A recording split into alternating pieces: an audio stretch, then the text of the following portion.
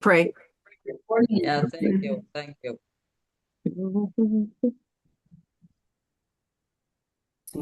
Okay. So people continue to come in. We've just got a couple of minutes, but we're doing here.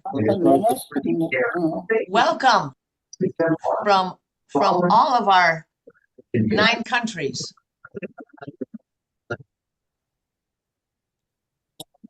Okay, and we've got sisters and friends, associates, and friends from a variety of different countries. We've got a lot. So we are prepared. We did the kind of a voice test with all of our speakers. We've got a lot this morning. So I'm going to ask you to mute yourselves. And those who are speakers, as we call you, as we introduce you, then you can unmute. Oh, okay. So everybody is muted. That's great. And here's what we're going to do is we say welcome to every single one of you. We're pleased with this second symposium, symposium number 2, the first 100 years. And the first 100 years is, it's a tremendous amount. When I first asked the speakers, each one of them said, all of our history in that amount of time. So we're on a tight time crunch, and we had to extend the time.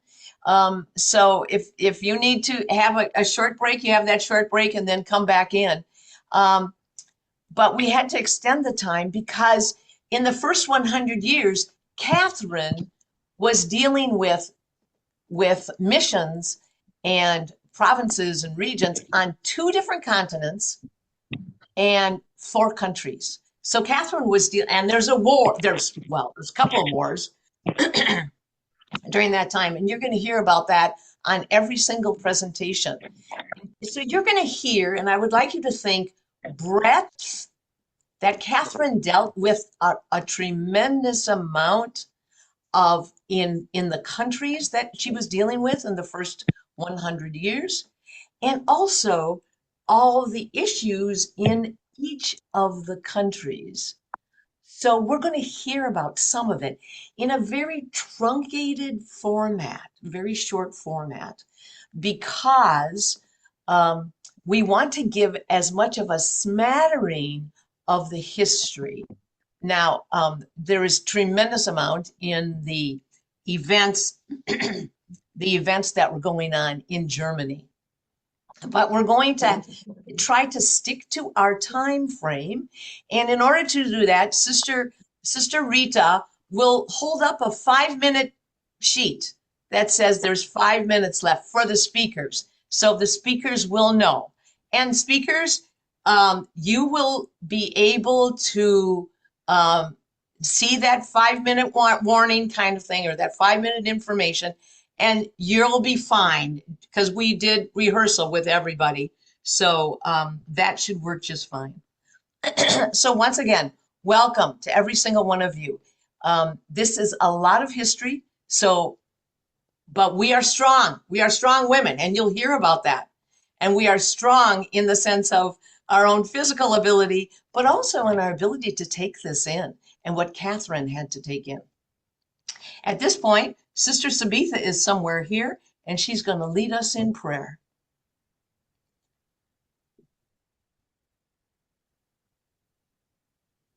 Sister Sabitha? Yeah, I'm here. Okay, gotcha. So, sisters, let's pause for opening prayer. Holy Presence, open a quiet space within us. Let what we hear today awaken gratitude for our path and courage for what lies ahead. Stay with us in the trust of Saint Katharina. Strengthen our hearts, guide our listening, and unite us in your gentle strength. Amen. Amen. And so our history, as we all know, begins with Herr Keller, begins with Germany. It doesn't begin with Herr Keller per se. It begins with Germany, and Herr Keller is going to share with us today the perspective from Germany. Thank you, Herr Keller, for being here, and you are welcome to begin. Ja, du musst sagen, wann ich jetzt? Ja.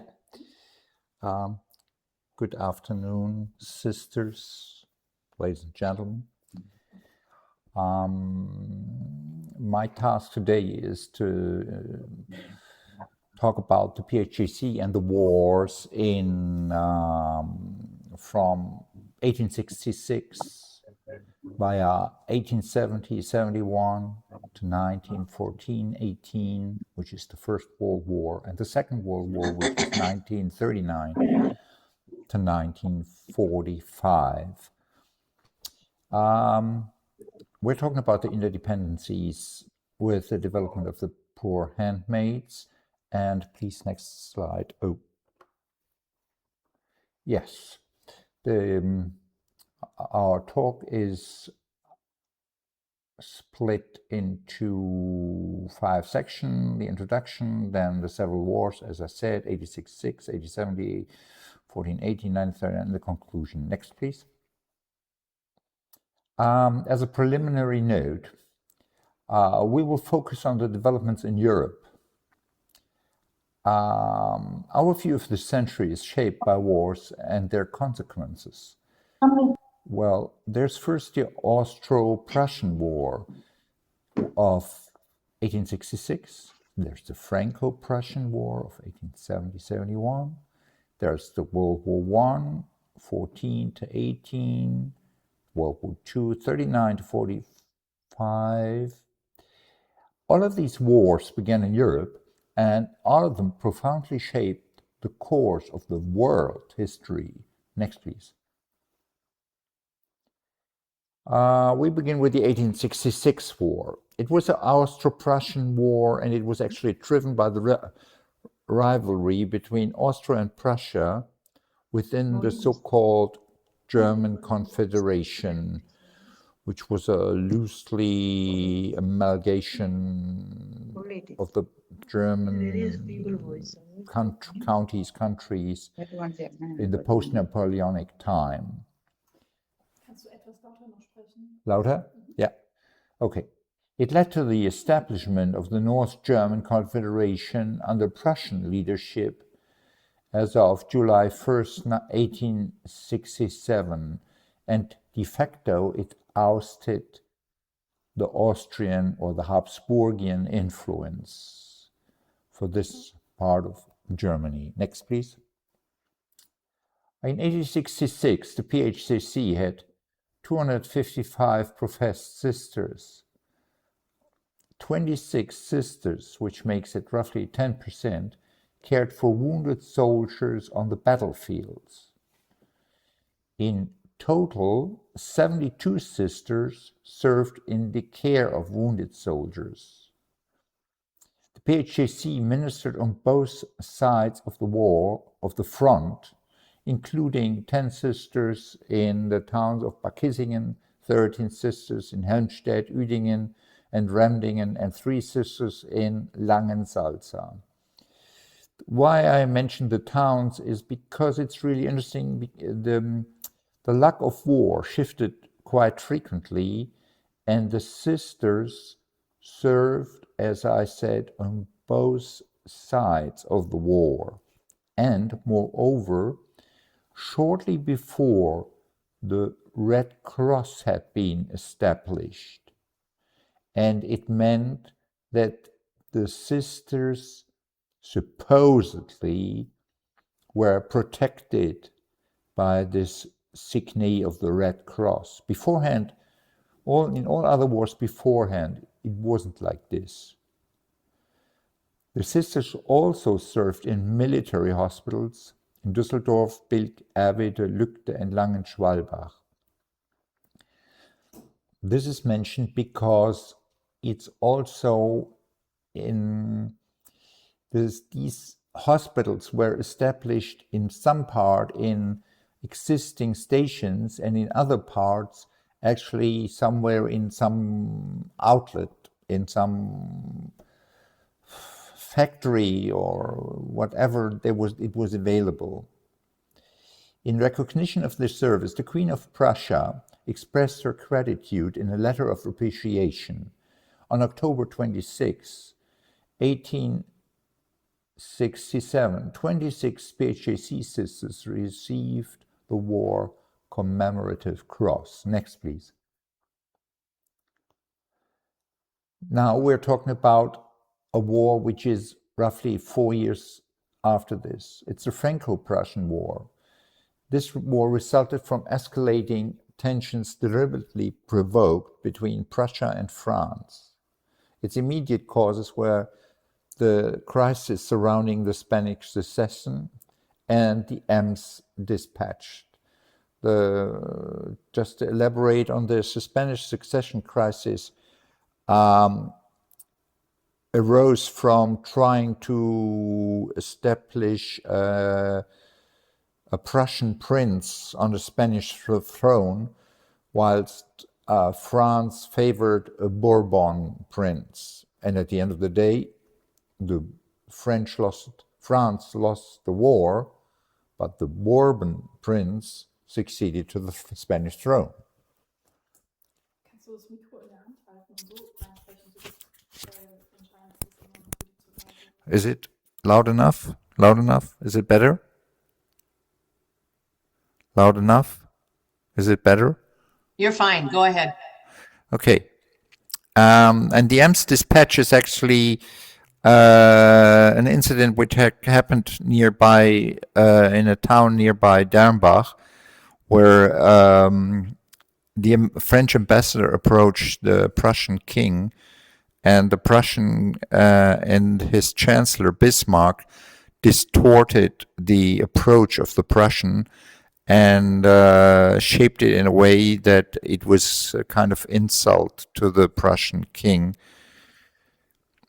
In this war, 172 PHJC sisters received awards in recognition of their wartime service. The Empress Augusta awarded Catherine Casper the Silver Cross of Merit.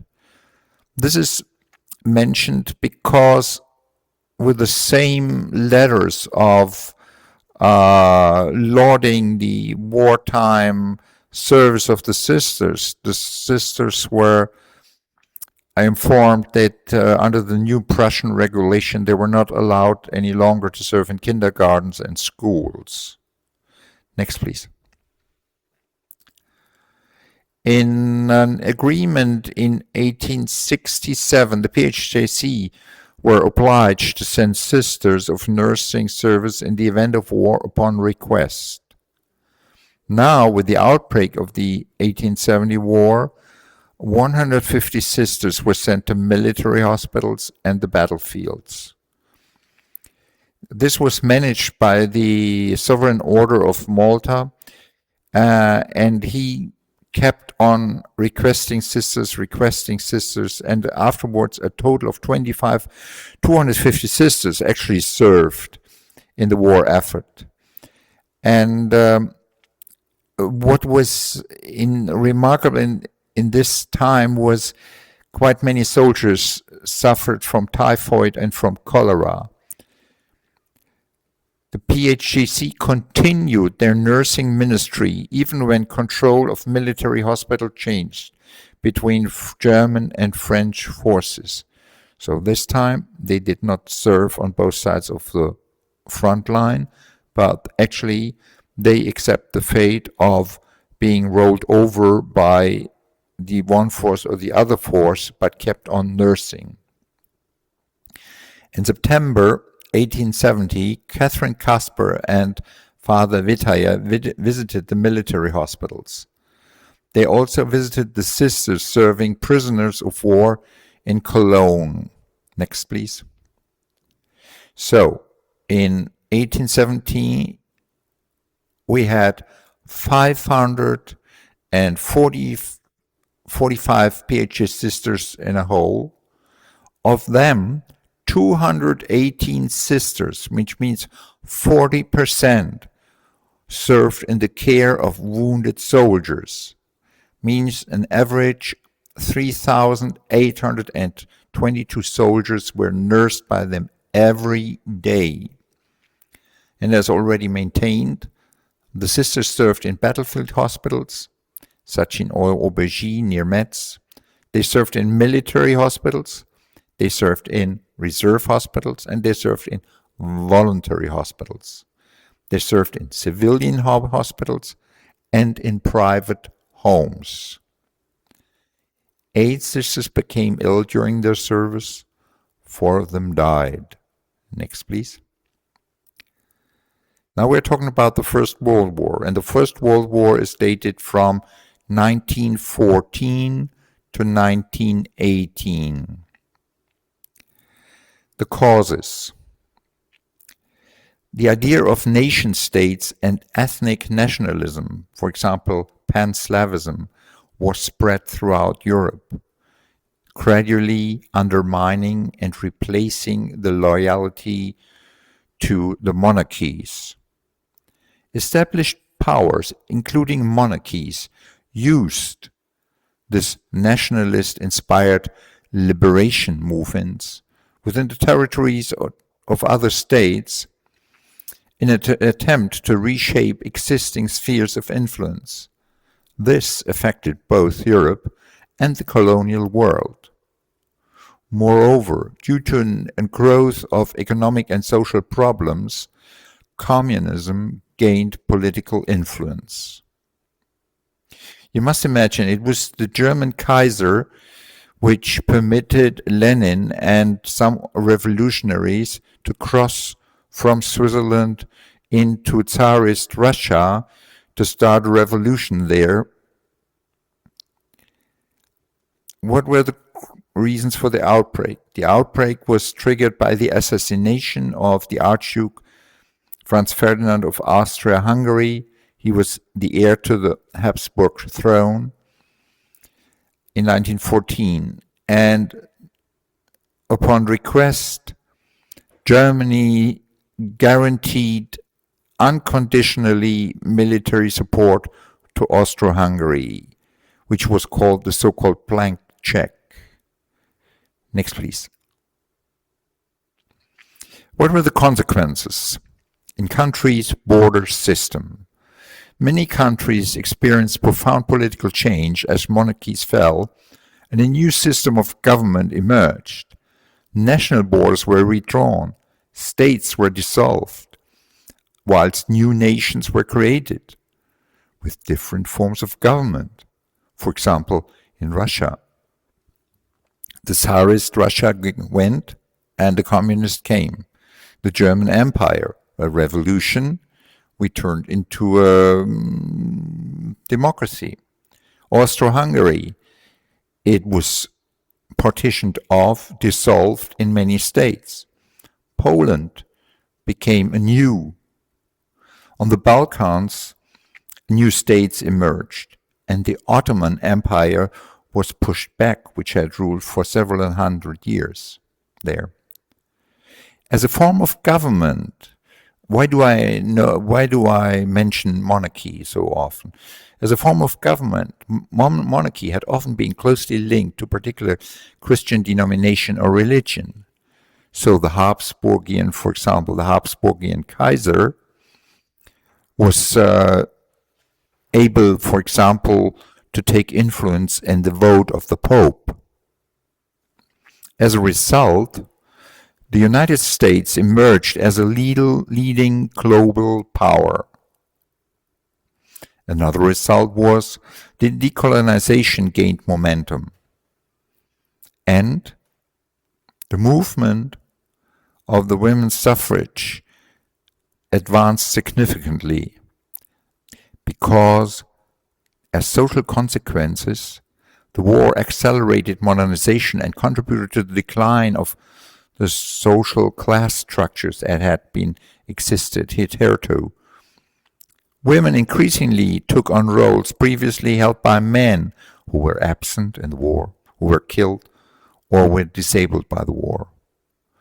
Many participating countries suffered severe economic decline, marked by widespread destruction, heavy loss of life, and inflation, and in some cases, hyperinflation.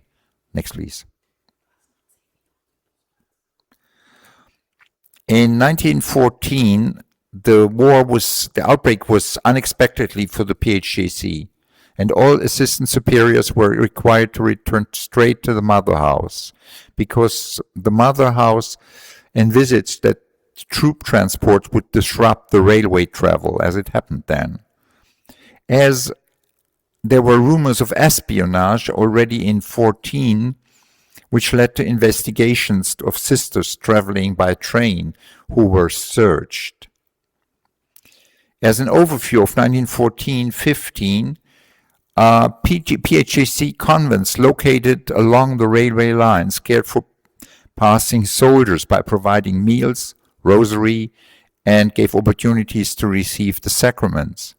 In the first half year, the sisters distributed around 93,000 meals to soldiers in transit.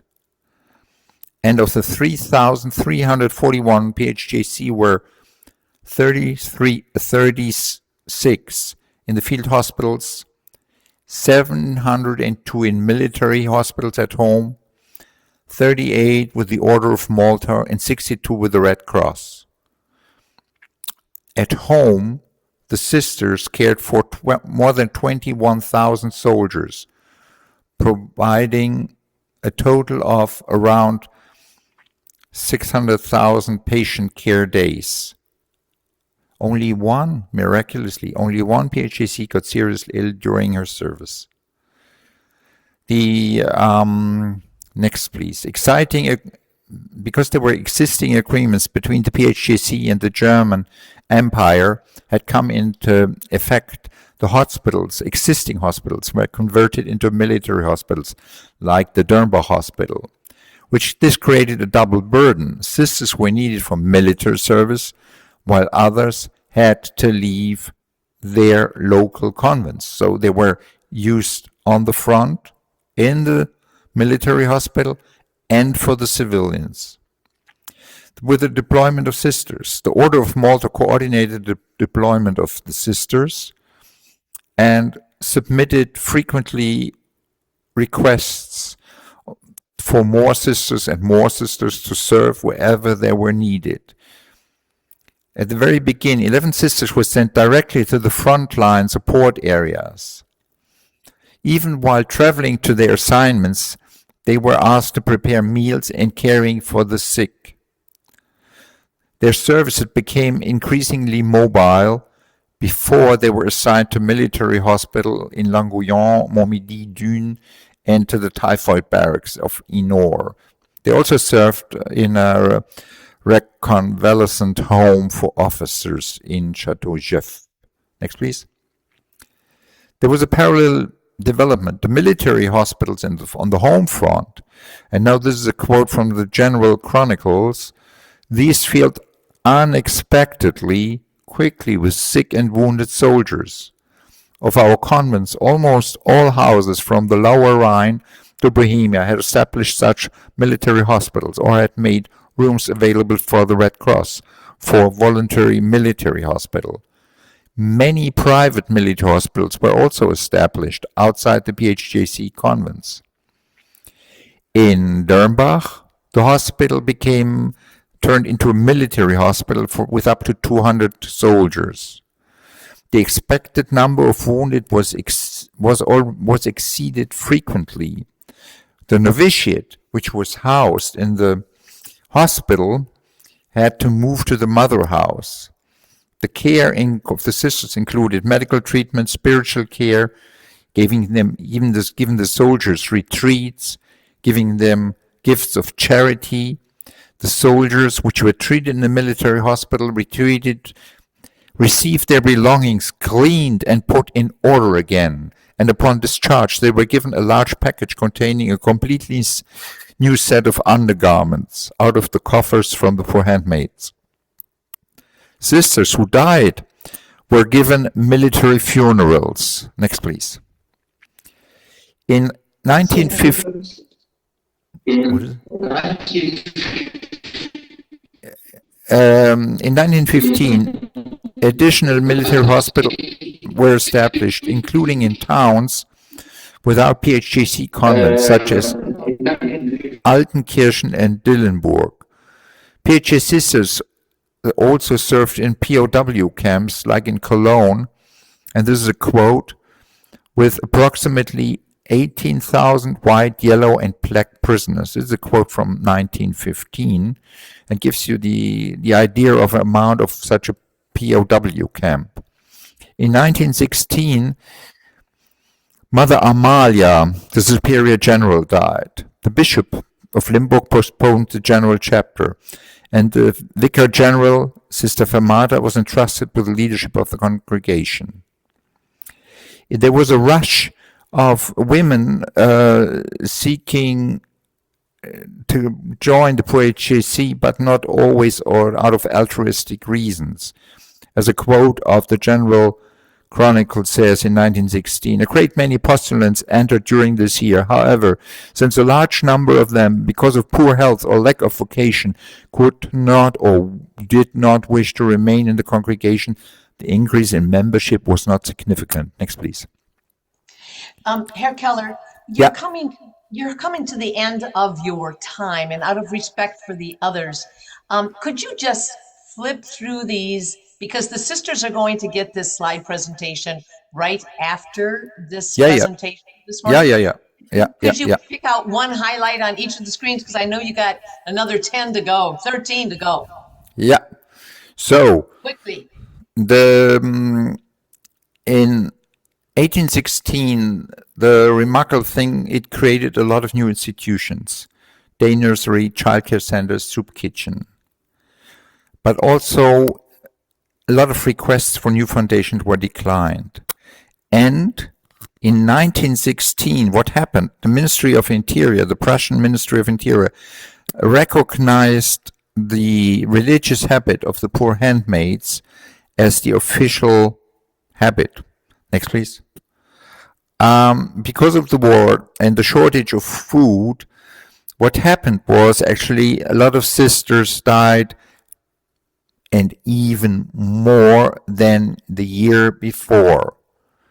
The government tried to save daylight, and from then on we had this wonderful thing with summertime, wintertime. And in 1916, there was a memorial service for the deceased Emperor Franz Joseph of Habsburg. Next. So it's in 16 to 17, there was the so-called turnip winter. There was extremely harsh winter and a very poor harvest, and there was severe shortages of food, and there was profiteering widespread, and whilst the wealthy lived in abundance without hardship. It's a quote from the General Chronicles. In 17, the US entered the war, and in 17, the Mother Fermata, previously Vicar General, was elected Superior General with the prior approval of the US and the English, who accepted whatever would be the outcome of the election. And it was the first time that the Mother House received its own House Superior. Next. In 18, the Bishop of Limburg wanted to establish provinces, but the General Council rejected this proposal, saying we'll postpone it till the end of the war. And the bishop replied, then we'll do this energetically. And in 1806, 3.5 years after the beginning of the war, the sisters received guidelines for nursing, gynecological operations, and the nursing care of men. After 3.5 years, caring for wounded soldiers. Next, please. Because of the burdens of war and malnutrition, with the onslaught of the influenza epidemic, There were already 97 sisters died and 3 sisters from the US. It was a big muddle, and some sisters were actually mistakenly sent back and then requested again from the front line, but the Mother General Superior said, sorry, we have to already reassign them and we don't send them back. Next. The returning troops, the German returning troops, stayed in Danbury Hospital, and the General Superior actually did a St. Nicholas celebration, giving every soldier a little present. 8 days later, US troops occupied the hospital and established a military hospital there. Next. Because of the consequences of the new established Czechoslovakia, they ordered a policy meaning Czechoslovakians first, and they requested establishment of a province, which happened in June 26. There was damage to the PHJC owned buildings, there was damage to other buildings where the PHJC served, there were loss of PHJC sisters, and loss of employee lay staff. There was also a loss of recruitment potential because the Eastern Territories and a lot of other territories in the South were actually falling into new countries. There was a crisis of faith caused by the war. There were also new recruitment opportunities because of the displaced persons and the refugees. And many sisters actually were also wounded in their soul, not only the soldiers. Next, please. So, as in every consequences were severe economic loss, currency depreciation, hyperinflation, and a barter economy. There were social upheaval, and in quite a few states in Germany there were martial law for a limited amount of time. There was hunger and related diseases, and this also affected the PHJC. Next.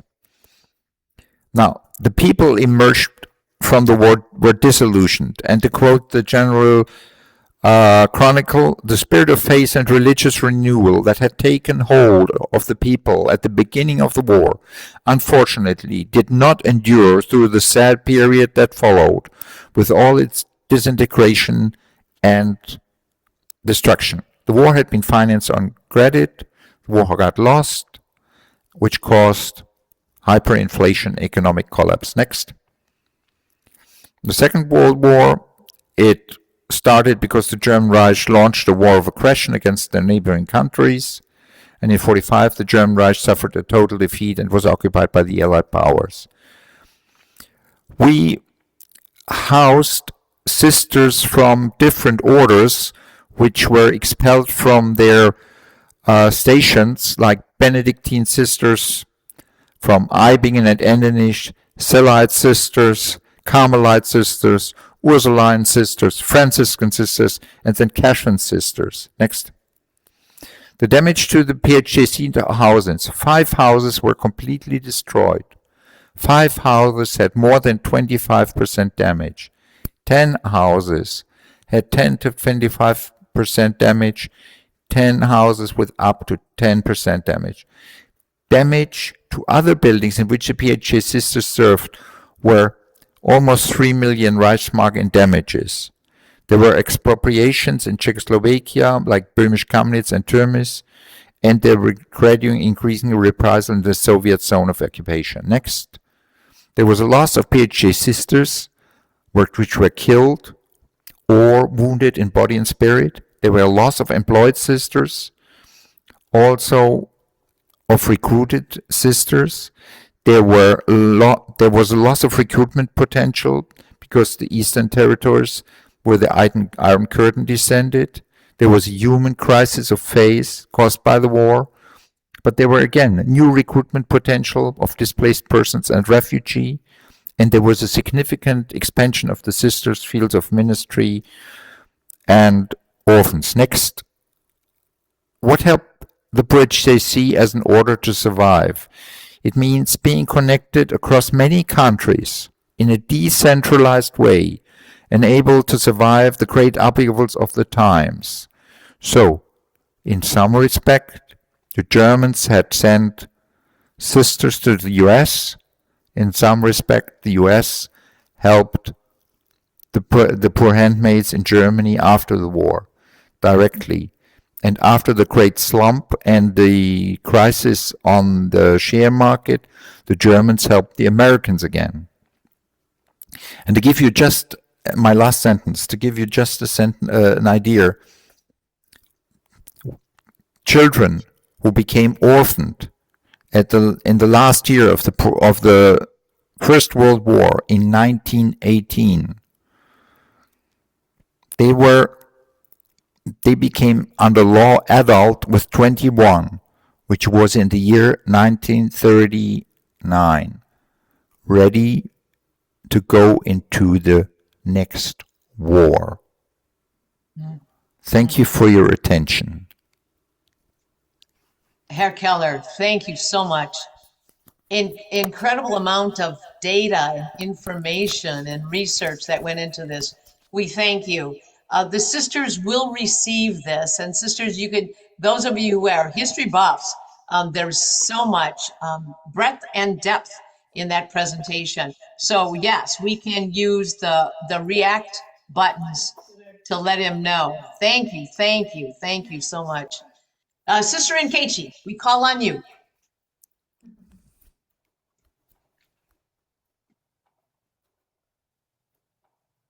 Oh, I can't let this up. Okay, so to introduce our next speakers, right? All right, welcome everyone. Good to see you all, sisters. We have 184 sisters. And friends. And friends, imagine. Well, all together, this is marvelous. Thank you for being here.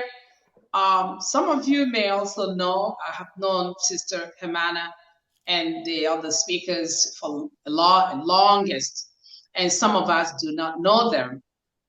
Sister Humana Brand served in the Ministry of Leadership for many years as provincial in the Netherlands and as congregational leader at some point. Sister Ignatia was also a provincial at some time in the Netherlands. Sister Maria is presently in leadership and also bursar of the now Netherlands community. We thank you for saying yes to tell your story and to provide us with a deeper insight into PHJC mission in the Netherlands. And I'm sure you will be highlighting the learnings from this history for our future mission engagement. Thank you. Welcome, Sister Humana and the other sisters. Ignatia. Sister Marcella, could you wave? Sister Marcella? Sister And Sister Marcella Marcella is part of the Netherlands community there as well. Okay. Thank you. Thank you. Sister Humana.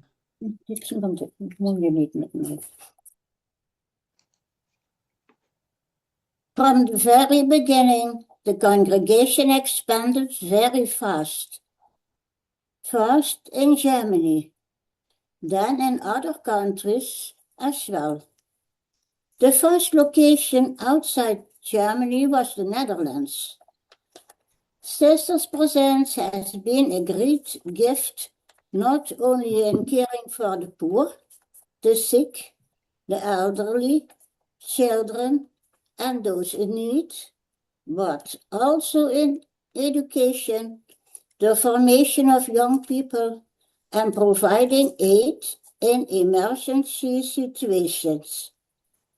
In short, for all aspects of social and community life, the development of girls and women was very important to the founders.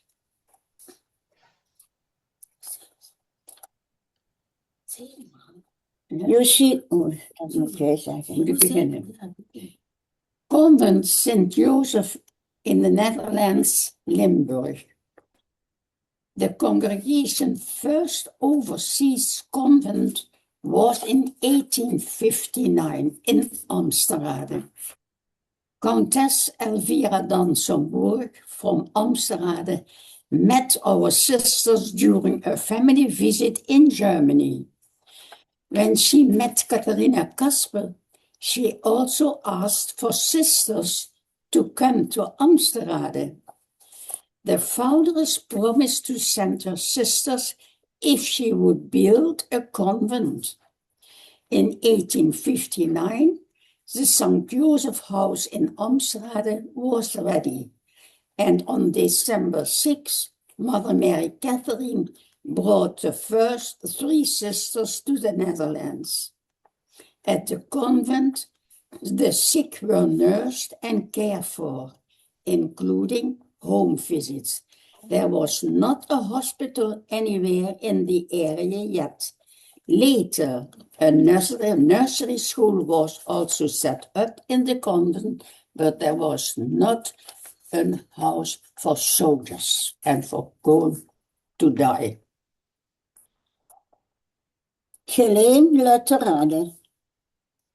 During the Kulturkamp under Bismarck, many religious orders and congregations fled to the Netherlands.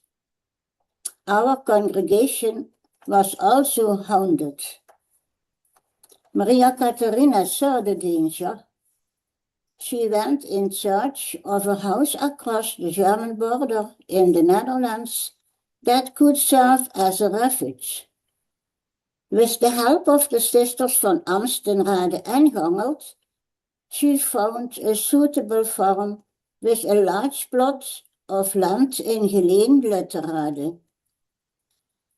She purchased this farm with its gardens and pastures for 9,000 guilders. The house was furnished. The house was furnished with items from the mother house in Dernbach. October 5th, 1875, Sister Adelberta, the superior of Gangelt, brought the first 4 sisters to Lutherade. Sister Bonaventura, the superior, Sister Ida, Sister Faustina, and Sister Wendeling. 3 days later, the founders visited the sisters and also paid a visit to Bishop Paradis in Roermond.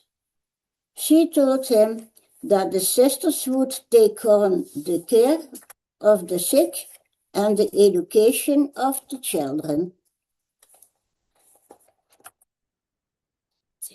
That's our first building. And you see Boarding school. under boarding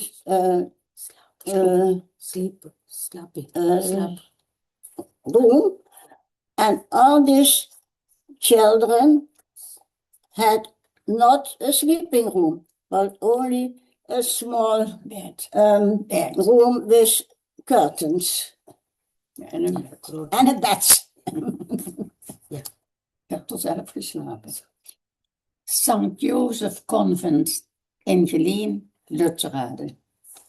In 1876, a chapel and a 2-story house were built.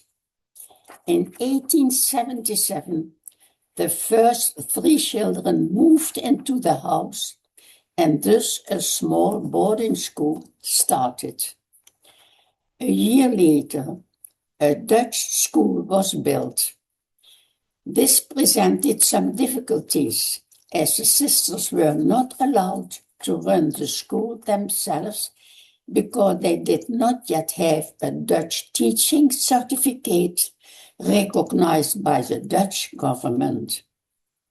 Therefore, the sisters hired a Dutch female teacher who served as the school's principal in exchange for room, board, and a small salary. Around the turn of the year 1878 till 1879, 2 sisters obtained their teaching certification and the school became self-sufficient. Soon after, schools were also built for preschool and secondary education.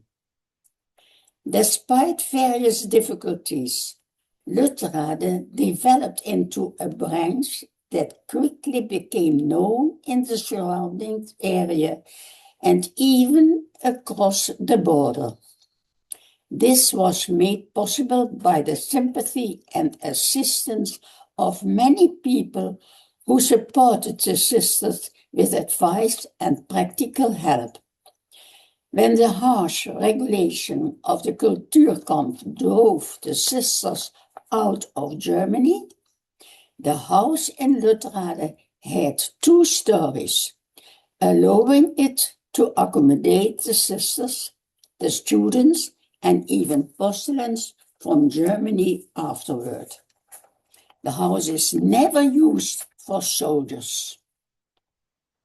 Other convents. We opened also 2 other convents in the surrounding. As a result of the Melo's, the boarding school in Montabaur was closed by order of a higher authority. However, the Reverend Bishop Joseph Bloom and many other religious and lay people expressed the wish that the institution be preserved. In October 1877, arrived 97 sisters and girls from the boarding school in Montabaur into the Netherlands.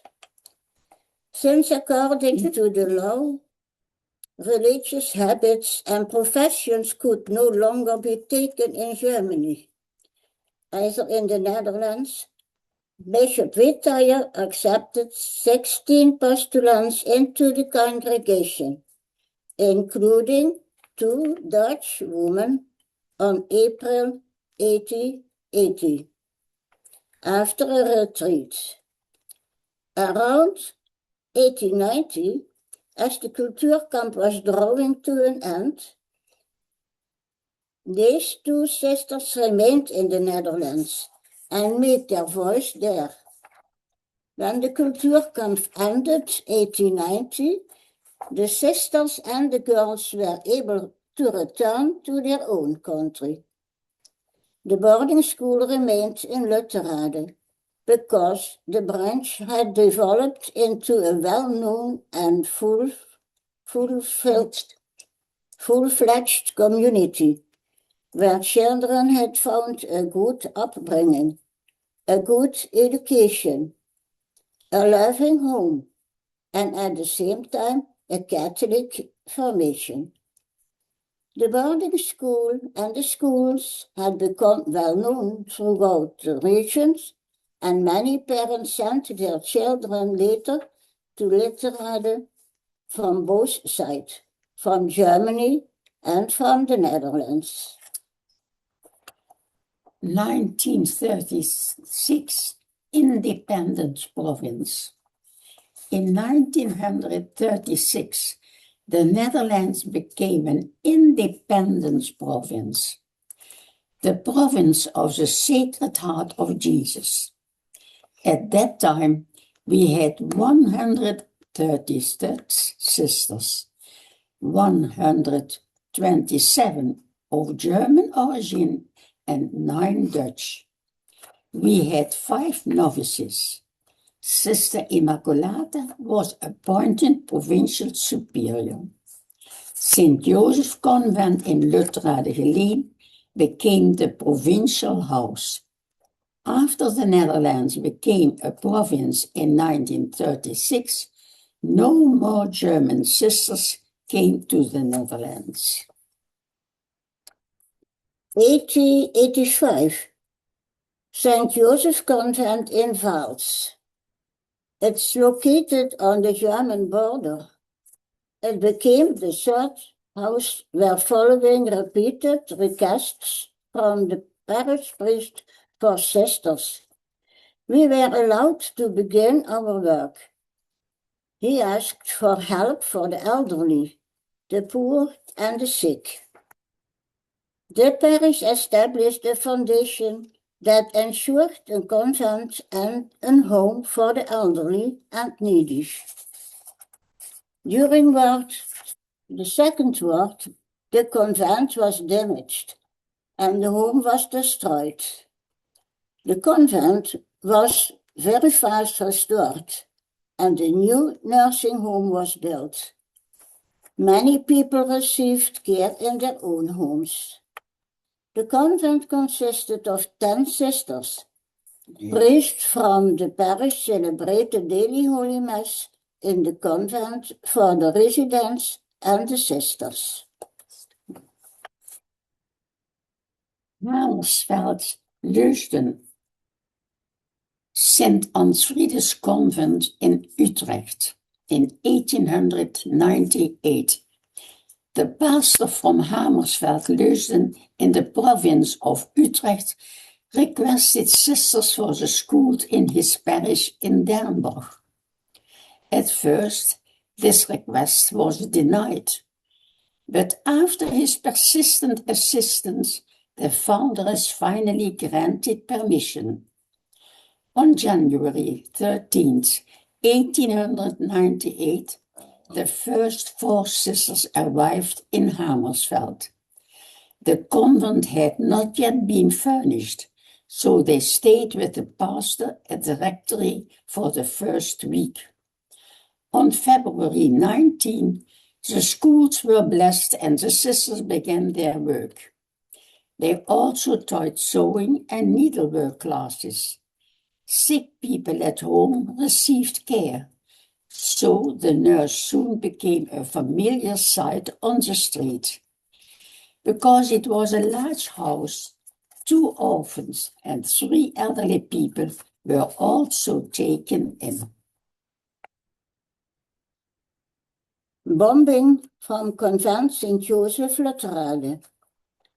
During the Second World War, from 1940 to 1945, on October 1942, this house was bombed during nighttime adoration and completely destroyed by different bombs.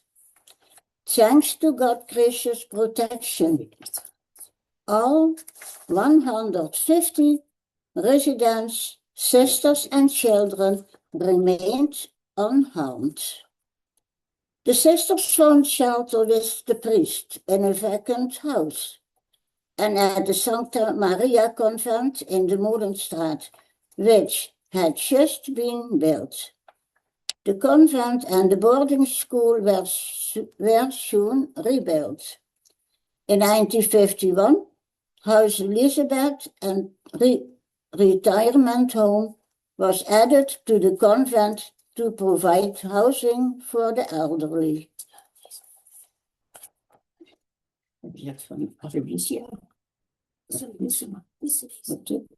Antonia Hospital in Terborg.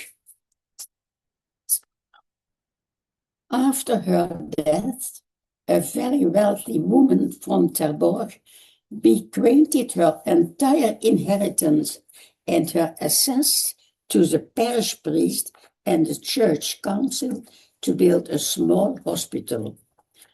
The parish priest and the church council also built a convent there because the parish priest wanted nuns to run the hospital. He went to Dernburg to ask it. Because our congregation had grown so much in membership, Sister Amalia, who was then Superior General, was able to promise, along with her council, to send sisters to Terborg. On August 15, 1899, the hospital was consecrated and opened. It was named Antonia after the woman who had given her entire fortune to the sick and suffering. Soon after, 5 more sisters joined them, bringing the total number of sisters working at the hospital to 8. St. Michael's Convent in Herven. province Gelderland, 1911. In 1911, the pastor of Herven traveled to Dernbach to request 5 sisters for his schools, and wonder about wonder, he received them. The church council had built a convent, a sewing school, an elementary school, and a preschool. The convent was large enough that elderly people living alone who needed care could live with the sisters. 2 sisters were needed to care for the sick in their homes throughout the neighborhood. There were 7 sisters working in Herven.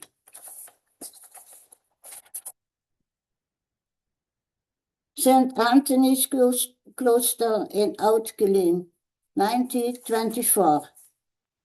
There were many schools in Geleen, which is why a second convent was established in December 1924. The educational program was immediately supplemented with community nursing. The nursing sisters were ongoing day and night whenever needed. The convent was rendered by the bombing on October 5, 1942. The parish priest provided the sisters with the youth center as a temporary solution. It was also used as a boarding school for girls. The sisters were taken in by private houses on the street for several months. Catherine Convent in Lindenheuvel. In Lindenheuvel, a neighborhood in Geleen that was home to 1 elementary school and 2 preschools, a convent was built behind the church. The school board and the people from the foundation requested 4 sisters for the schools and 2 nurses sisters for community nursing. Geleen Centrum Santa Maria, 1940. At the start of the war, the sisters moved in to prevent soldiers from being quartered there. The sisters' main tasks were education, a preschool and elementary school, and sewing school and healthcare, MAVO and a high school. The sisters also cared for the sick and those in need in the neighborhood. After the major bombing, more than 30 sisters from Lutherade were housed here. This convent is our only one at this time. The 100th celebration. The congregation's 100th anniversary on August 15, 1951 was celebrated on a grand scale in all the convents with a solemn holy mass, especially in Lutherade. At that time, we had around 150 sisters in Germany and from Germany and Dutch ones, working in 3 provinces, in the Netherlands, in Limburg, Utrecht, and Gelderland. We had 9 different convents at that time. The sisters worked in hospitals, boardings, preschools, elementary schools, secondary schools, sewing schools, community nursing, home care, and in houses for the elderly. Most of this work at that time was unpaid. The state did not pay religious sisters. Sometimes the sisters received a small stipend from the church. We thank God for calling Catharina to found our congregation.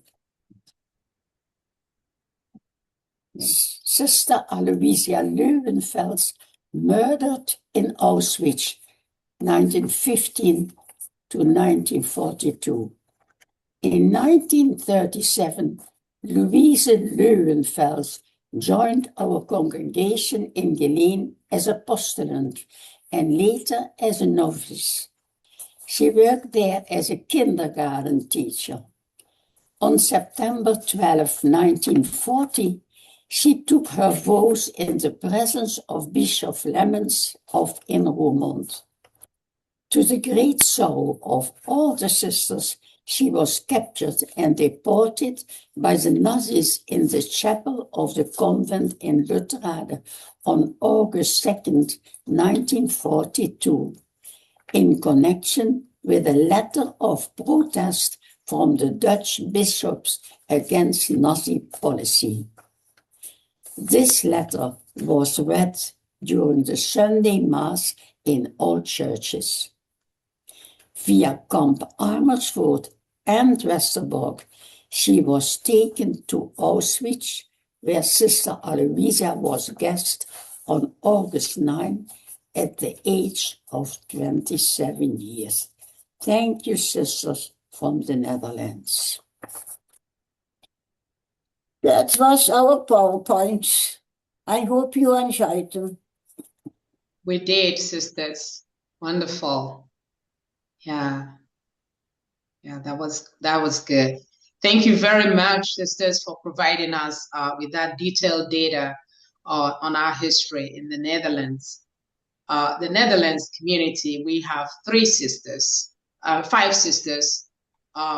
Three of our sisters, you see them there from the Netherlands, Sister Humana, Ignatia, and Marcella. And then we have Sister Jofi, who is presently on home leave. And then, of course, Sister Maria. We thank you all for your dedicated life and presence among the Netherlands people. God bless you. Thank you.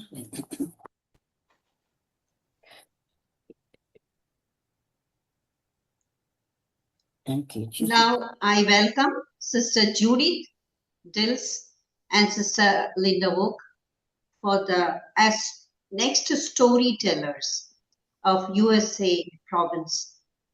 And we all know Sister Judith has served as provincial superior as well as general superior. And Sister Linda Volk had been the formator in USA province. And Sister is still serving in this capacity by being the formation committee member presently with the CL leaders. And Sister recently celebrated her 60 years of grace.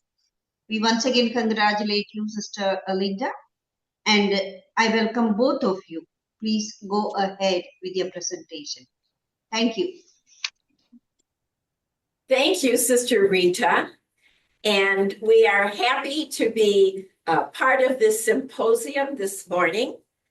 The title of our segment is The History of the United States of the American Province, 1868 to 1951.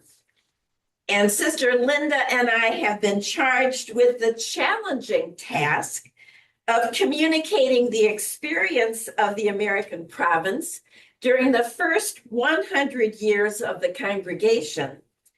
This is daunting. We have much to share. Poor handmaids came to the United States of America when our congregation was quite young, in its 17th year.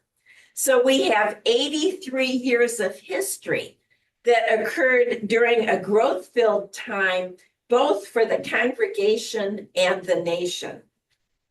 In this presentation, we will speak in 4 segments about poor handmaids in the United States. We will look at the beginnings in the United States, the expansion of our ministries here, leadership issues in the United States, the history of America's Mother House and Philadelphia Convent in Donaldson, times of world wars involving the United States, religious life during this time, and some learnings from these 83 years. So what are key elements of the beginnings of the congregation in the United States? In 1867, Mother Mary was approached by a German-born American, Bishop John Loers, and he asked for sisters who would minister to the many Germans who had immigrated to Indiana in the United States. St. Catharina was hesitant. America was far away. She had heard of its spirit of self-sufficiency. She wasn't sure how this would be a fit with religious life. And there was also a sense that the land was a frontier inhabited by wild native Indians. Her favor was won through an exchange of letters from Bishop Loers and priests, and from support for this extension into another continent that was endorsed by Bishop Bloom and Father Whittier both. Mother Mary asked for volunteers from among the 297 sisters in the congregation at this time, and 245 volunteered, 82%.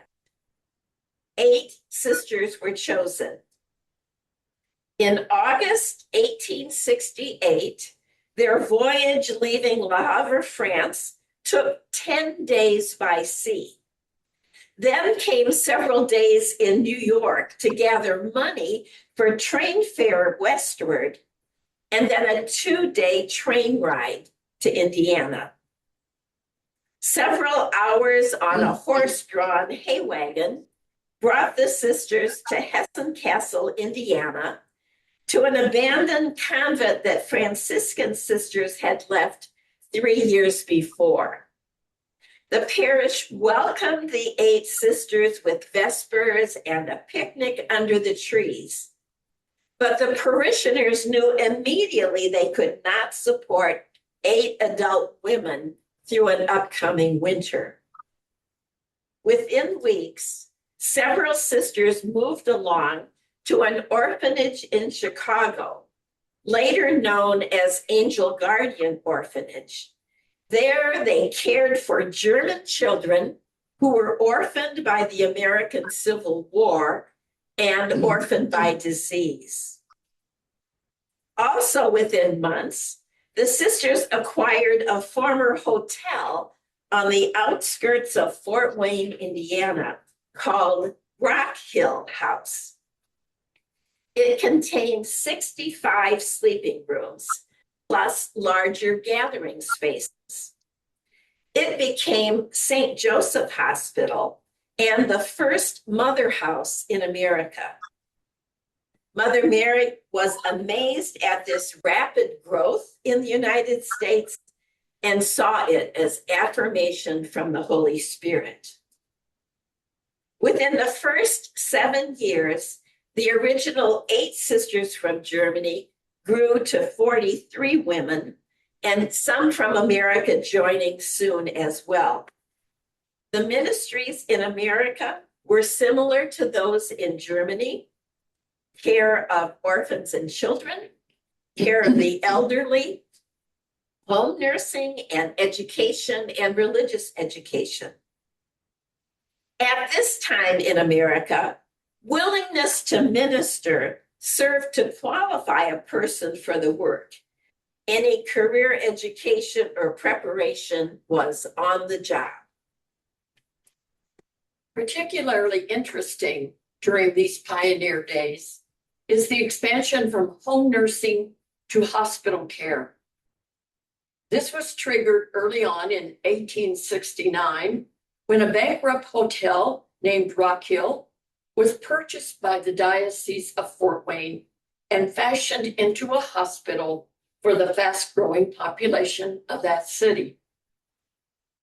The 60 years that followed saw 17 hospitals in Indiana, Illinois, Wisconsin, and Minnesota, either owned, operated, or managed by poor handmaid sisters.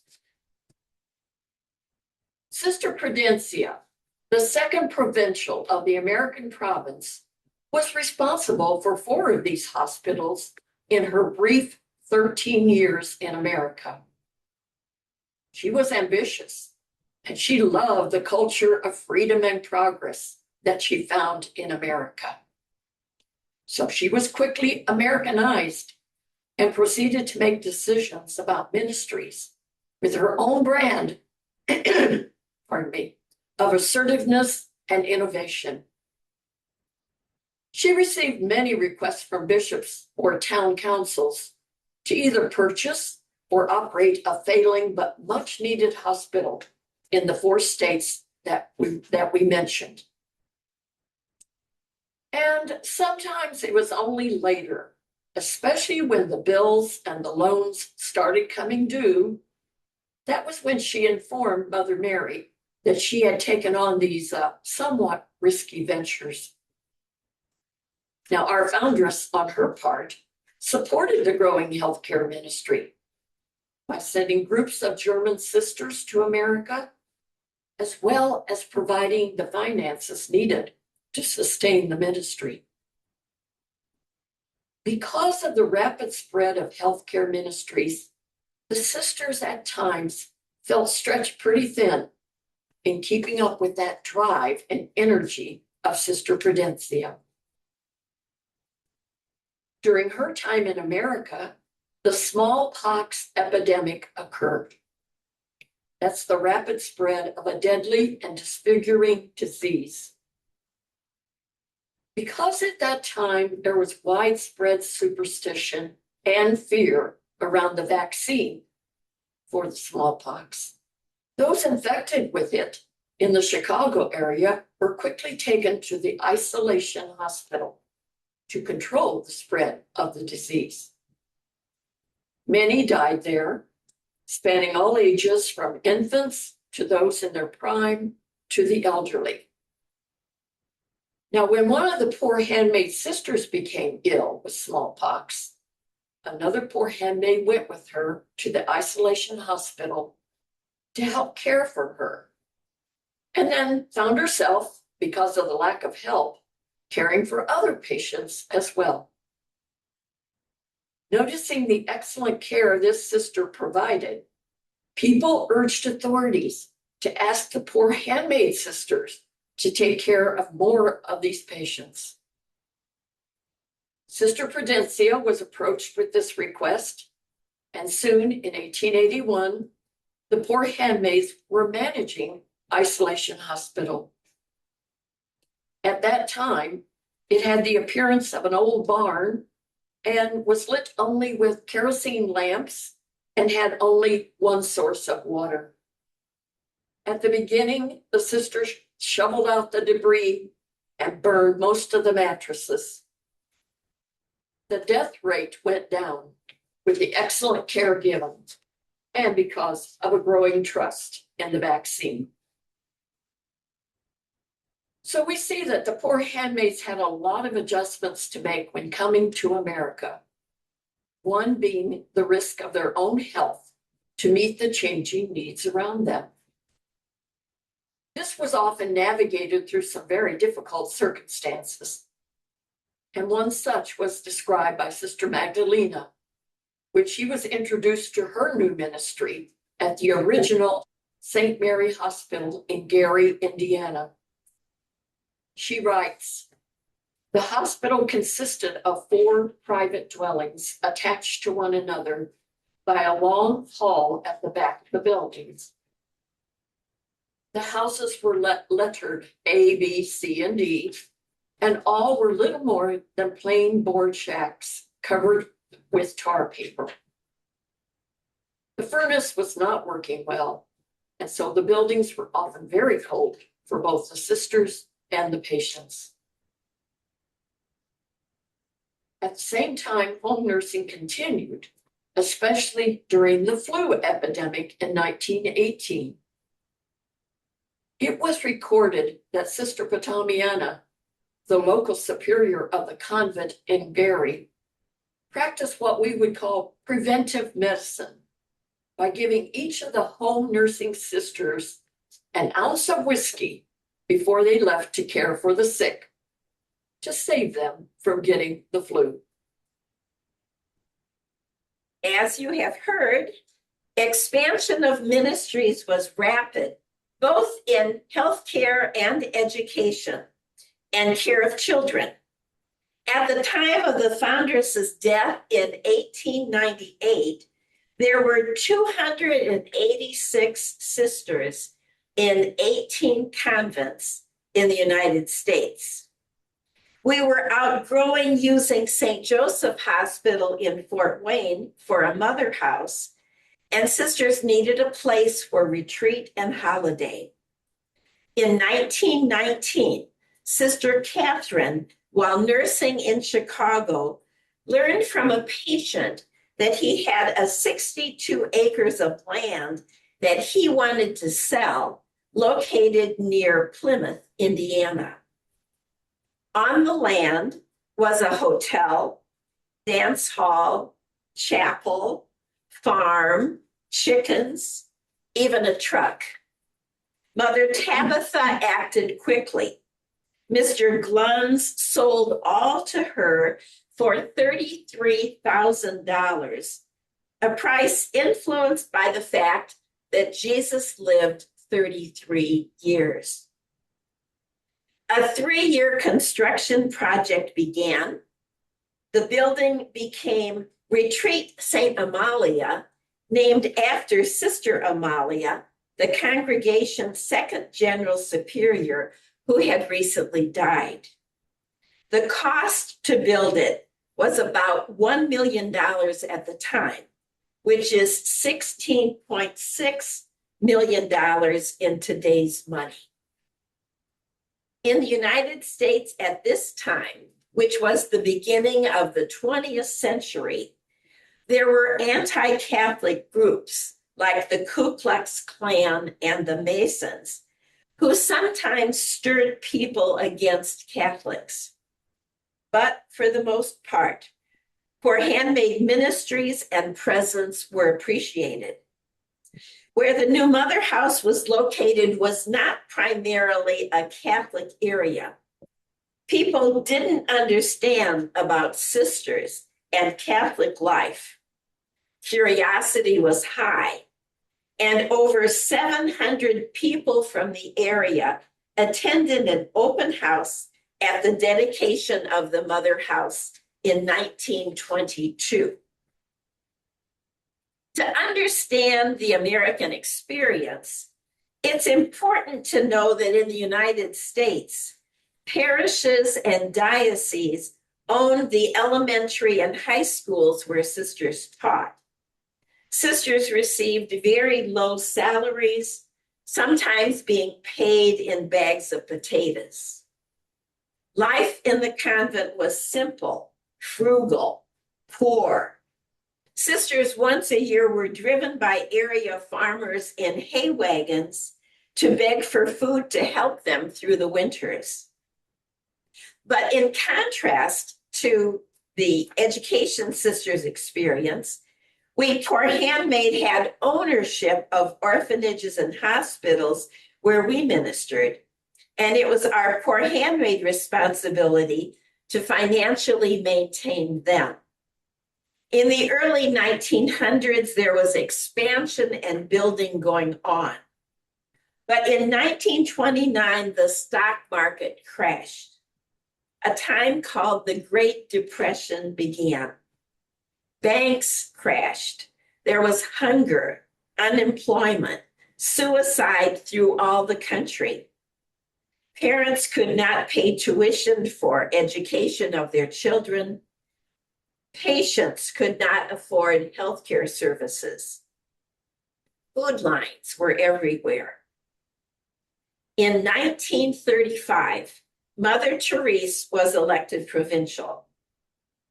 She sought financial advice from knowledgeable laymen and women and from some members of her own well-educated family. She put in place measures to save money.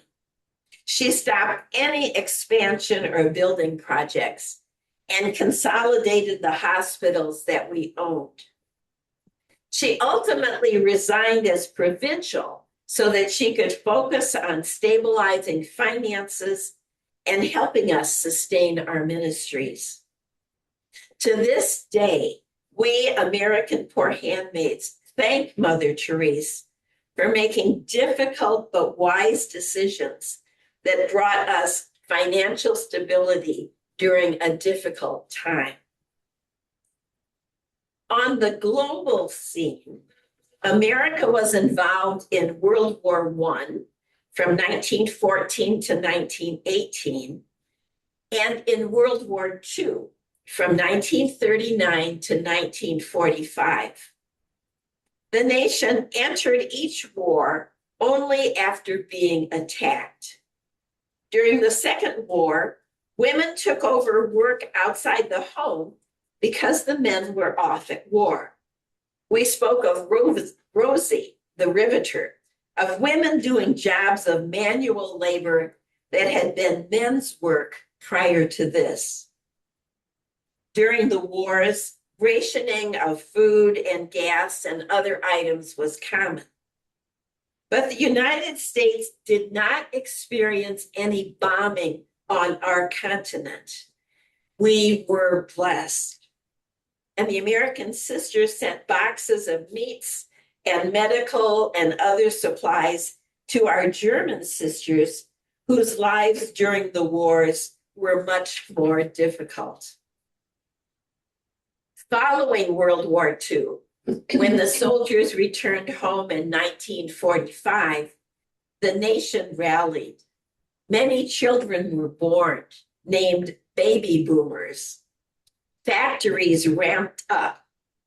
The time after 1945 was a time of peace, prosperity, progress. Women asserted themselves in new ways and sought equality in the workplace with men.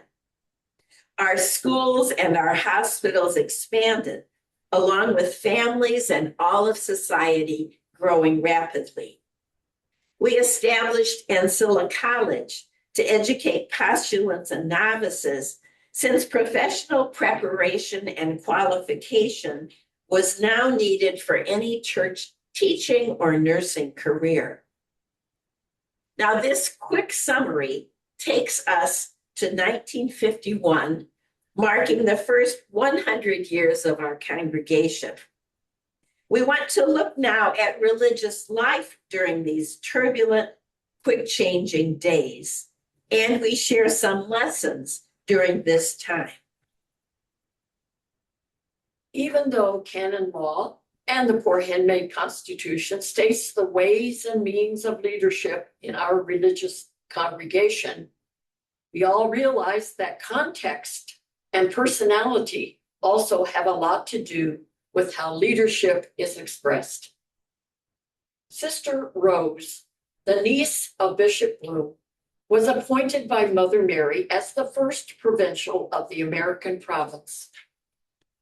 One can imagine how difficult it would be to transplant the experience of leadership from her home country to a whole new culture and a whole new context, calling for a lot of flexibility and creativity. She was hesitant by nature, hesitant in making decisions, and felt she needed Mother Mary's approval for the next possible step before implementing a decision. This, combined with the slow communications of the day from continent to continent, caused much anxiety for Sister Rose. And when this struggle became too difficult, she returned to Germany. We have already met the next provincial on the scene, Sister Prudencia. Quite a different person than Sister Rose. Sister Prudencia seems to have been misnamed, since she was a risk taker with an energetic spirit that thrived on accomplishment and problem solving.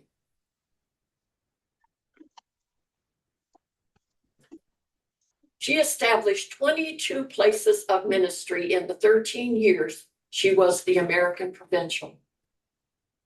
She was so busy building up the province in America that she simply excused herself from general chapter, sending 2 substitutes instead. Later, she heard from Mother Mary regarding this decision. Her deep love of the American spirit made it quite difficult for her to return to Germany when she was recalled in 1885. Each provincial after these two early pioneers brought their rendition of leadership, shaped by their German heritage, shaped by their talents and the signs of the times in America. Striking examples of this were the dependability of Sister Secunda, witnessed in the many letters that she exchanged with Mother Mary as they mutually supported one another in sharing the worries and distresses of leadership. Another example was the steadfast leadership of Mother Tabitha.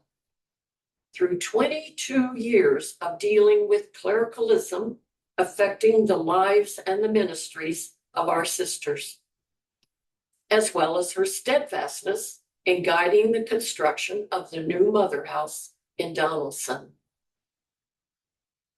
And again, we see the gift of Mother Teresa's financial brilliance during the nation's Great Depression in the early 1930s.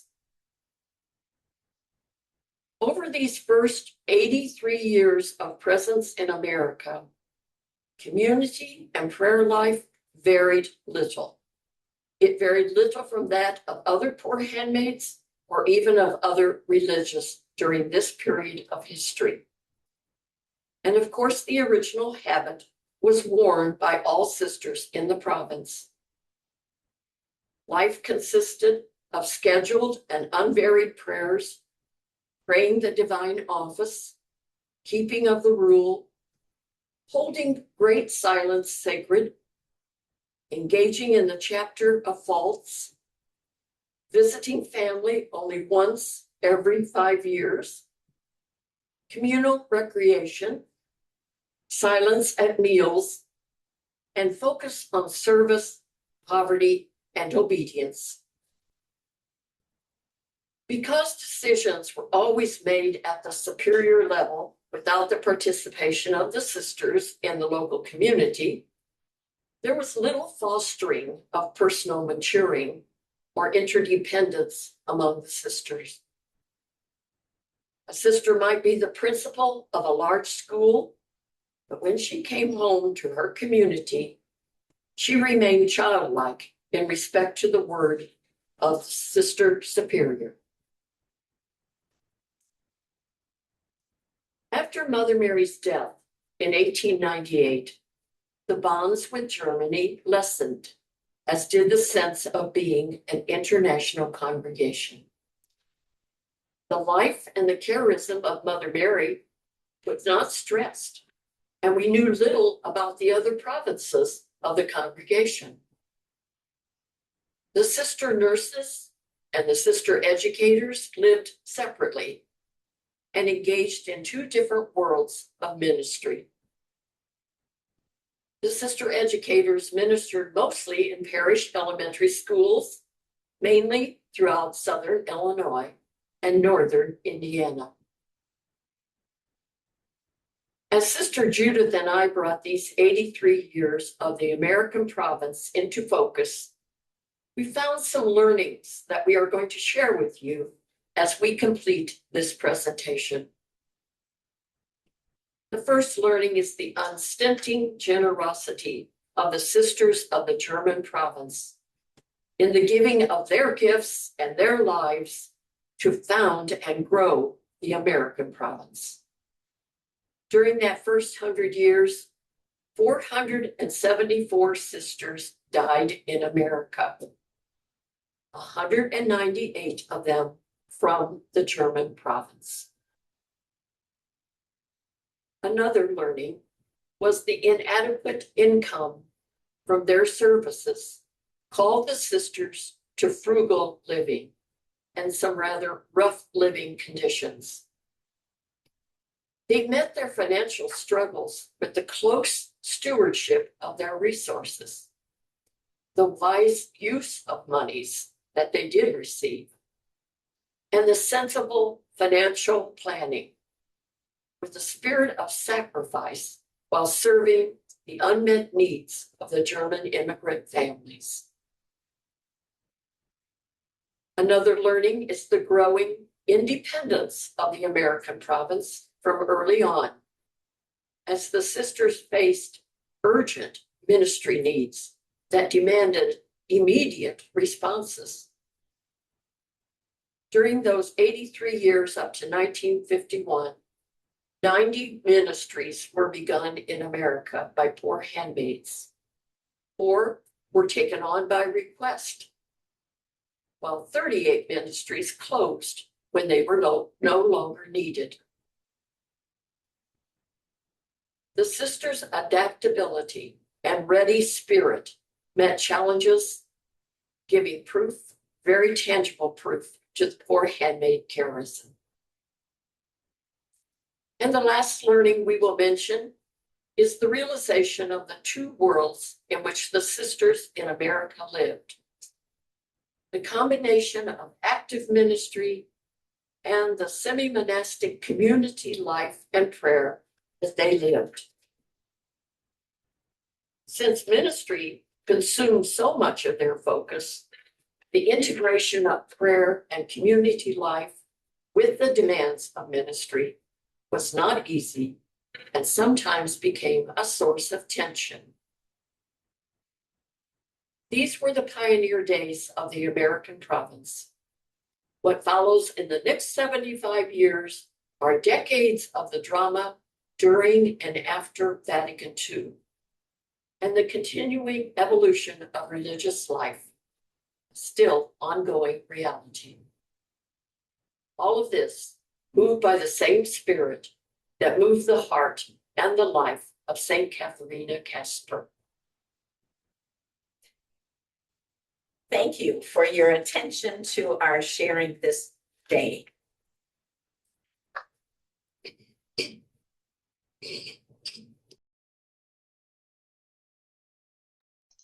Dear Sister Judith and Sister Linda, thank you for being so diligent in making this into capsule, to tell you the truth, and presenting it to us so efficiently.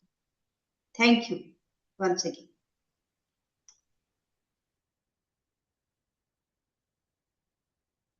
It is my great pleasure to introduce our sisters from England who will present the history of the era 1851 to 1951. Sister Anthony served with great dedication as the Provincial Superior of England for many years. She is a qualified teacher, and in February 2027, she will be celebrating her 95th birthday. Joining her is Sister Maria, who has been living with Sister Anthony in Hendon for the past 5 years. She is 89 years old, and she is also professionally qualified teacher, and she served with great compassion and dedication in the prison ministry. We are also honored to welcome Sister Rosemary, the present leader of the community in England. She is 70 years old and professionally qualified counselor, and has served as the regional superior since the province of England was restructured as a region. Currently, Sister Lilies from India, she is also with them. She is visiting the sisters in England. Maybe Sister Lilies, just wave your hands. Yeah, we are grateful to our sisters from England.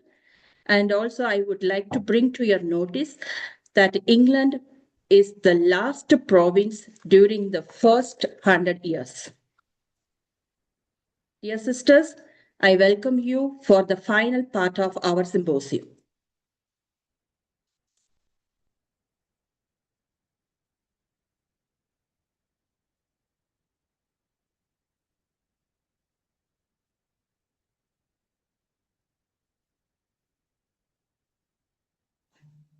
Sister Anthony, could you unmute? And Sister Anthony and Rosemary, you need to just unmute and begin, okay?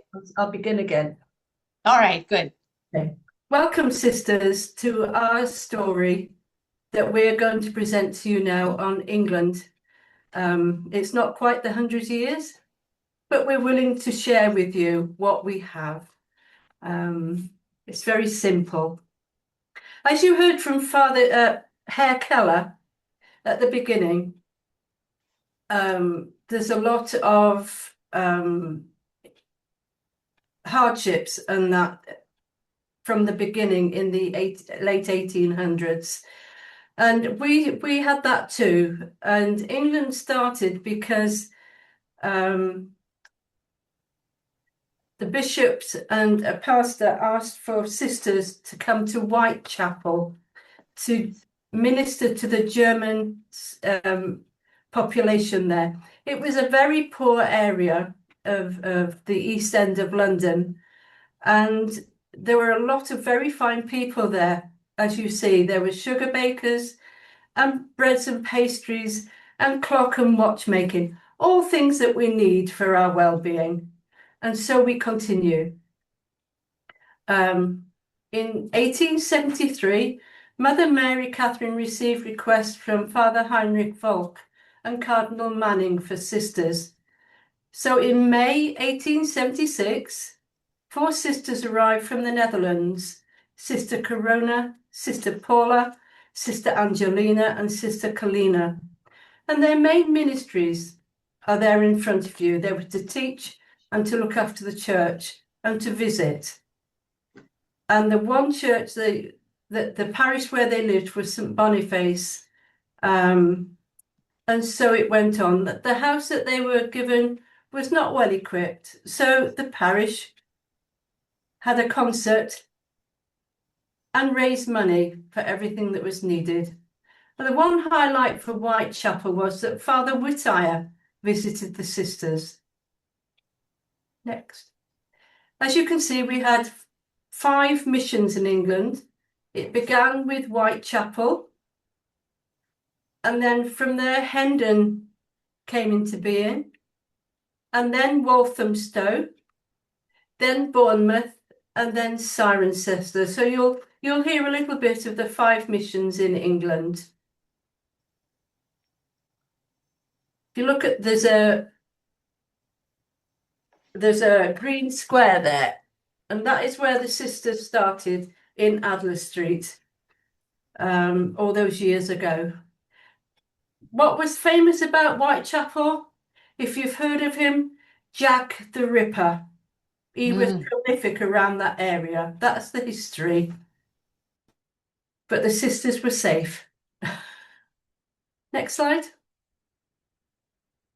We do not have a photograph of the church there in Adler Street because it was bombed in the war. This new church was built in the 60s. And with that, I hand you on to Sister Anthony to look at Hendon. Okay, so in 1882, the poor handmaids, they were thinking seriously about Hendon. There was not enough room in Walthamstow, in Whitechapel, and they were advised to look for a property outside of London, away from the foggy, smoky city. They eventually found this lovely house called Ravensfield House, which was the dwelling of Cardinal Wiseman. It is now part of the campus of the Middlesex University. Due to demand, this house was soon too small for what the sisters wanted to do. So a very good property with many acres of land, with beautiful trees and a perfect house, a lovely lake and surroundings, came on the market. It was quite expensive, but with the generosity of Catherine Casper and the German community, that property was bought up, and so Hendon began. In 1888, the stable buildings were being used for a school.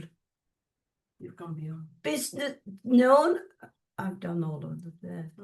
Some pupils were brought from Whitechapel to be part of the school in Hendon. In 1888, the stable building, which was the one important building when the sisters came, it was used for housing the coach and horses, which was their mode of transport. By 1900, the new convent, school, and chapel were well on their way. Nearby was the parish school, which was also in the care of the sisters. The poor handmaids of Jesus Christ who were missioned to Hendon were Sister Secunda, a superior, Sister Seraphia, Sister Angelica, Sister Corona, and Sister Severiana. In 1914, sisters traveled to Germany to have their holiday break, but unfortunately they could not return. This was due to the outbreak of the war in 1914. Excellent. The years 15, 16, 17, and 18 were filled with sadness and fear for our sisters. Now we have some nice pictures to have a look at. We can still see the original entrance gate for this convent. And if we know there is no cars or highway or motorway out there, the only transport was bicycles and carriages. If you walk a little farther on, we come to our lovely lake, which once had 2 swans floating up and down there. It is still here today.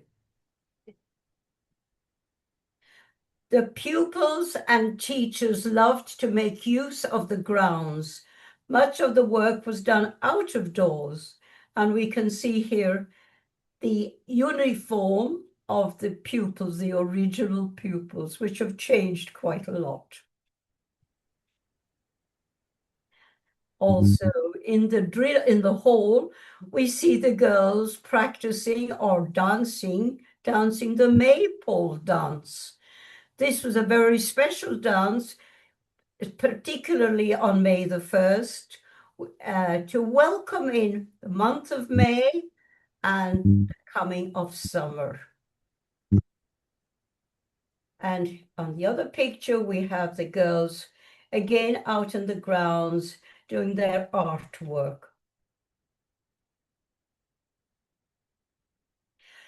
This is a very large picture, one we're very proud of, because it's normally our sisters did not take photos. There are 38 sisters here and 2 postulants, Sister Claire and Sister Elizabeth. Apart from that, there are no other faces that I know. This was a lovely grotto. Unfortunately, it was blown down one night in the storm, and it has not been replaced yet, although we have still got our statue nearby. So the school started taking place. It was the sisters. We only had one building when the sisters here, apart from the house that we're in at this moment, which we called, it was the villa, or now it's Westminster House. But the school started and was built on bit by bit when the sisters had enough money. The building we see here is part of the school, which is used today for the junior children. Here we have a picture of Sister, I think it's Sister Matilda. No, it isn't Matilda. It's Sister Reginald with her senior pupils. And yes, here am I.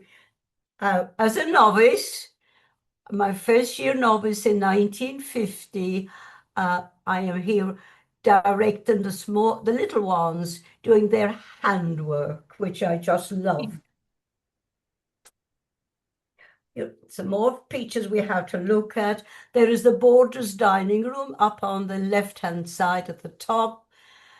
And on the right-hand side, we have the Borders having a music lesson. And I recognize Sister Regular there with the Borders. She came to us from Holland, from the Netherlands. And farther down, we have a class of pupils, the primary school, and the final picture are our little Borders in their playroom. There they are with all their toys to play with for the weekend. It was with great joy that in June 1891, Mother Mary Catherine visited Whitechapel with Sister Erica. They stayed for 2 days before traveling to Hendon.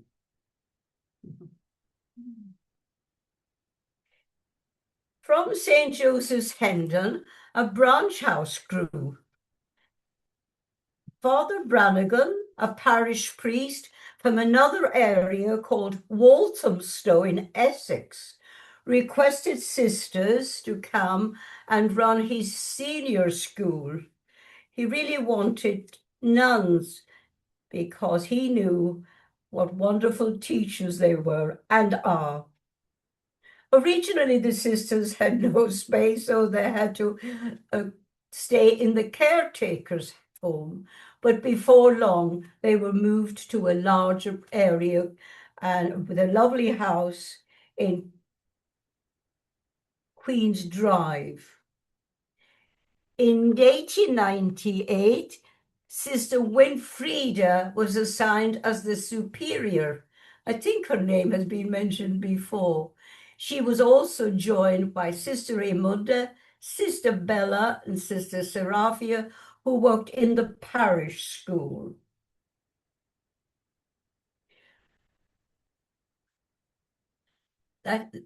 This is the only picture we've got of Walthamstow.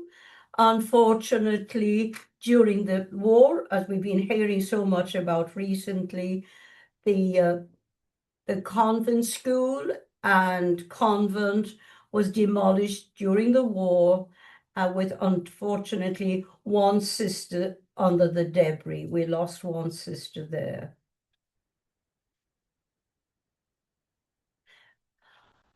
I must read this because it's an accolade to the sisters in Walthamstow. This is down in the centenary souvenir of St. George's. It reads, another community which did much to advance Catholicity in Walthamstow was the German sisters, the PHJCs. They had charge of St. George's School in Raglan Road from 1898 to 1904. Oh, heaven, we have another one. And so this is Sister Rosemary will tell you about Ensbury Park, about Bournemouth. So we've come down to the sea in Bournemouth. If you see where the arrow is, it's pointing towards Ensbury Park. And the blue at the bottom is the sea. It's about 4 miles from the sea. And St. Boniface was another branch house that was opened on the 25th of March, 1936. It became a house of many dwellings, but these are just the beginnings. So on the left-hand side, you have what we call the front bungalow. And on the right-hand side, we've got the back bungalow. The front was the church, the chapel, the sacristy, the cloakroom, and the sisters' places where they lived. And the back bungalow became the children's classrooms. And when I was decorating the back bungalow, as I stripped the wallpaper off, I found all the drawings that the children had drawn on the wall in their art classes. So it was quite interesting to see that one.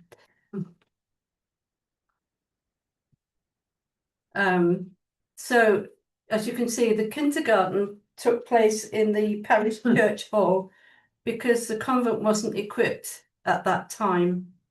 And the sisters continued to care for elderly women, both in the convent and in the parish, to bring in an income for the school. The school was also a private school for a while, so this is how we made our income in order to live. And finally there you can see one lady resident came from Devon, complete with a glass house where you grow your tomatoes and your cucumbers. And she lived in that until the sisters finally coaxed her to take a room in the convent. So why was Bournemouth opened? It was opened as a refuge for the sisters in the time of war from the large cities. And when the war broke out, we had to rent an extra house to house 27 children and 3 sisters, as there wasn't enough room at the convent. So altogether in Bournemouth, there were 55 pupils and 8 sisters who were looked after there. And then at the end of the war, they returned to Hendon. And the sisters continued to engage in care of the elderly, both at the convent and in the parish, as the school eventually closed. And as you can see, the sisters like to come to Bournemouth to be by the sea. These are some photographs that we've kept. We don't have many photographs at all in England. The first one is a newspaper cutting of a Corpus Christi procession in 1937. And you'll see there's a grotto there that was only half built. And the Polish people, the Polish men of the parish, built it up and elevated Our Lady. We had St. Bernadette on the grounds. But all the children came from the convent. They processed round the streets to the parish church for the Corpus Christi procession. And there we have 40 hours devotion and first communions of Bournemouth. And finally, there's a photograph of a whole class of children that were taught at St. Boniface Convent. Here we are, Maria. Right. Speak up. Because of the war, London wasn't safe for the children. So it was decided to look for a property in the country.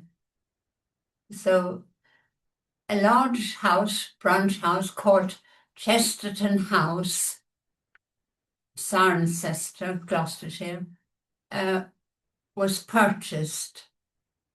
The bishop was very eager to have a convent in Cirencester, so Chesterton House became Our Lady's Convent. It was a beautiful building, Chesterton House, large and plenty of space at the time. Well, Sister Paula came as superior to the convent, and Sister Constance, Sister Hillibord, and Sister Dominica came from Hendon to help in the school. And later, Sister Elizabeth was added. Well, the children had to be evacuated, so the boys were sent to Ensbury Park and the girls were sent to Cirencester. The next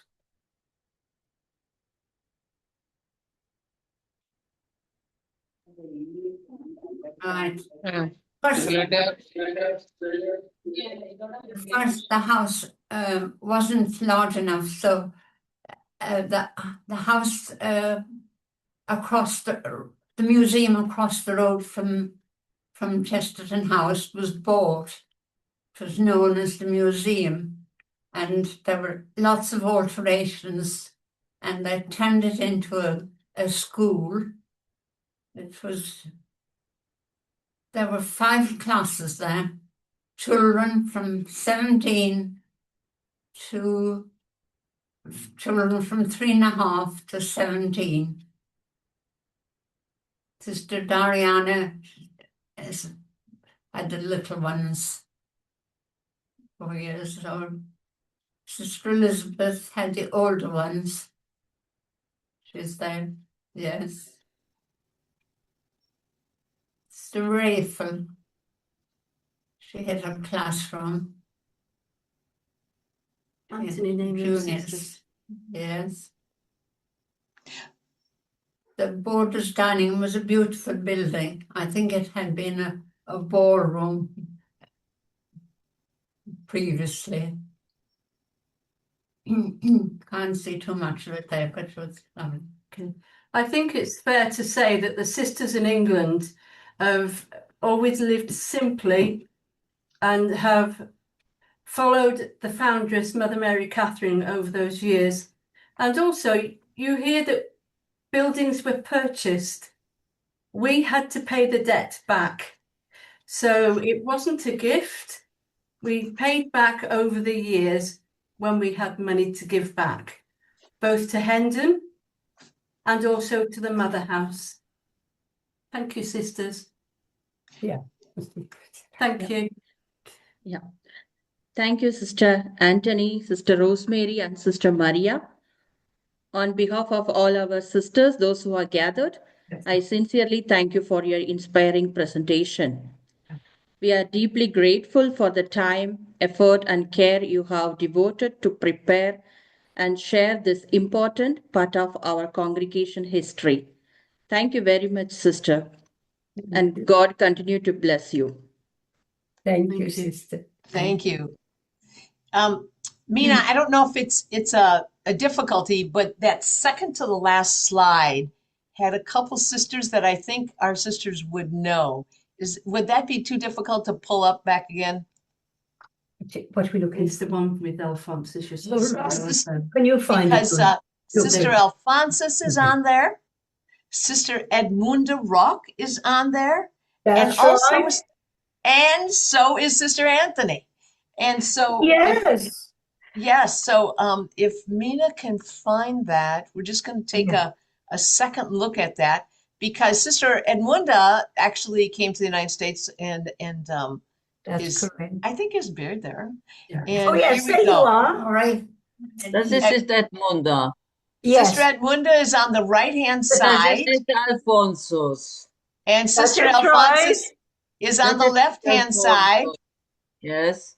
And Mother Helidia, who was the superior, she came This from one and is Germany. Yes.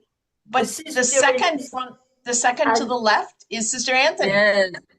I came through England to the poor handmaid of Jesus Christ. I loved my English sister. I was in Cirencester. There I decided to enter the poor handmaid of Jesus Christ in Cirencester. That was the how do you say, the start. I was fighting because I wanted to enter in Italy, where I had already a congregation. But Mother Mary kept me. And my decision kept me in Cirencester. Oh, that's Yes. great. So again, that's Sister Alfonsa here on the left. Yes. And the second left is Anthony. Yes. And then on the far right is Edmunda, Sister Edmunda Yes. Rock. This is Edmunda, yes. She was the art teacher in Cirencester for many years, and also was the art teacher in Hendon. Oh, that's great. That's great. Okay, Mina, you can stop sharing. Thank you. Thank you for pulling that back up. Sisters, isn't that incredible? Hearing from 4 different countries, and to know that Catherine Casper visited 3 of those countries, never got to the United States.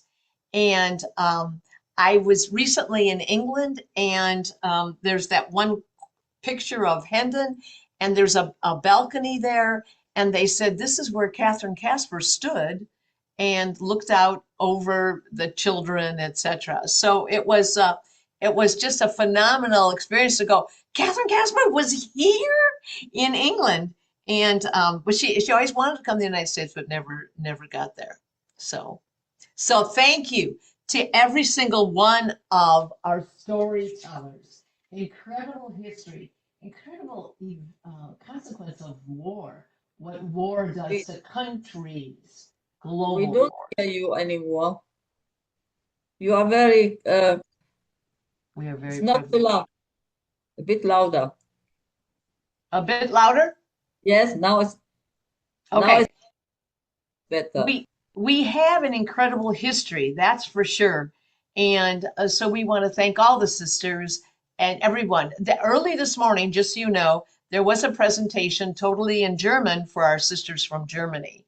And so we had that presentation, and Herr Keller presented in English for us.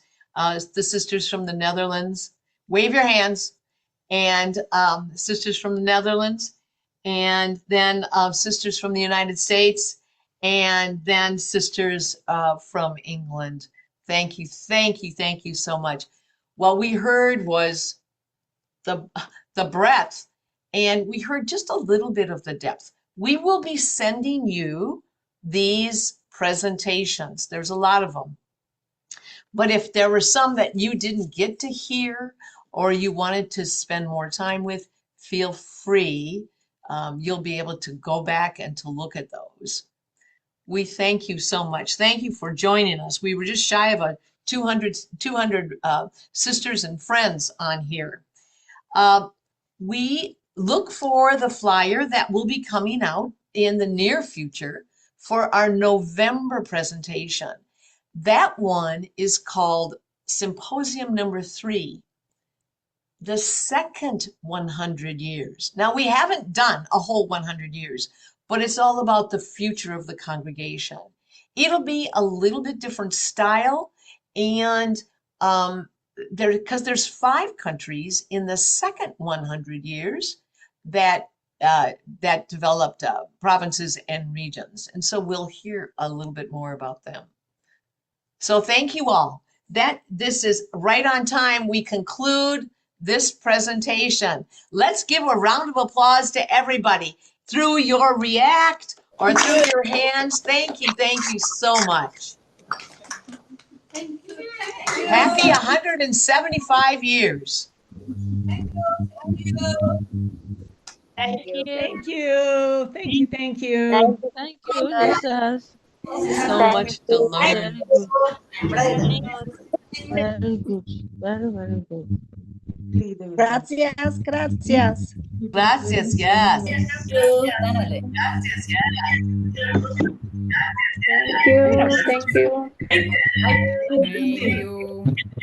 Bye-bye. Thank you. Bye. Thank you. Want to go. Thank you, sisters.